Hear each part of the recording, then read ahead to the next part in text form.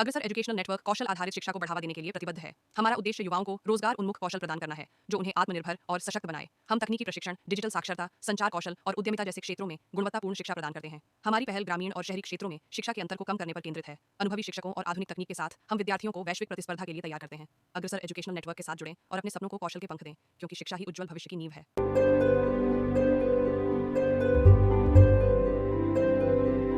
कमला देवी के परिवार पर एक बड़ी समस्या आ गई है। उनके पति लड्डू लाल जी का कोविड टेस्ट पॉजिटिव आ गया है। सारा परिवार बहुत चिंतित और डरा हुआ है। कमला देवी और उनकी बहू शांति सर पर हाथ रखकर बैठे हुए हैं।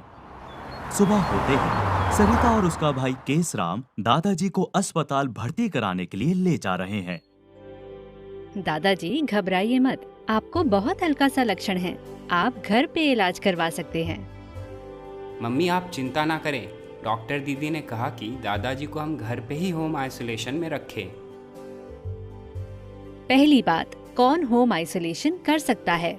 जिस मरीज के लक्षण कम या ना के बराबर हो और चिकित्सा अधिकारी द्वारा मंजूरी मिली हो, वही होम आइसोलेशन कर सकता है।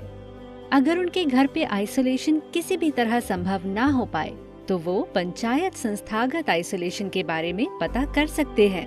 पर याद रखना होगा, यदि इस दौरान मरीज को सांस लेने में किसी तरह की कठिनाई, सीने में दर्द या दबाव, होठों का नीला पड़ने पर या खड़े होने में किसी भी तरह की दिक्कत या कोई अन्य उलझन भी आए, तो तुरंत अस्पताल ले जाएं। और पता है दीदी, अगर घर पे आइसोलेशन करने के कुछ सही तरीकों का पालन करें तो कोई दिक्कत नहीं होगी।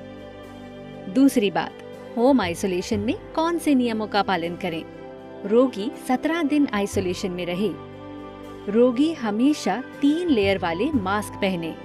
रोगी को खिड़की वाले कमरे में रखा जाए, जहां से ताजी हवा अंदर आ सके। यदि संभव हो तो अलग शौचालय का उपयोग करें, अन्यथा स्वच्छता का विशेष ध्यान रखते हुए इसको उपयोग के बाद हर बार साफ करें। घर में एक व्यक्ति मरीज की देखभाल करे और चिकित्सा अधिकारी के साथ उनका नियमित बातचीत करना भी जरूरी है। तीसरी बात, देखभाल करने वाले की जिम्मेदारियां। रोगी को संभालते समय डिस्पोजेबल दस्ताने और 3 लेयर वाले मास्क का प्रयोग करें। दस्ताने उतारने या इस्तेमाल की गई संभावित रूप से दूषित वस्तुओं को संभालने के बाद हाथ साफ करें। रोगी को उसके कमरे में ही खाना दें।